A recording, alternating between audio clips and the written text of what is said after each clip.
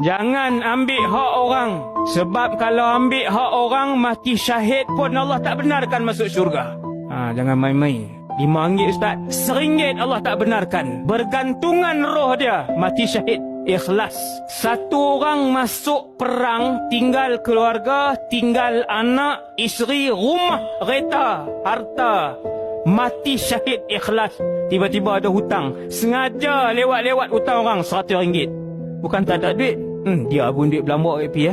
Kita hutang orang RM100 saja melambat-lambatkan, sedangkan ada duit kita. Kita kata dia duit banyak ya.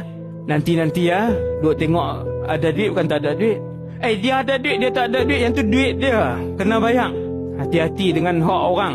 Berhutang orang, ambil harta orang, adik-beradik bagi harta tak betul. Hati-hati. Hati-hati sementara masih bernafas. Untung kita semua main mengaji. Tuan-tuan guru, ustaz-ustaz peringat kita. Jangan ambil harta orang walaupun RM1. Allah gantung roh kamu. Tak boleh masuk dalam syurga. Mati syahid. Allahu Akbar. Hati-hati.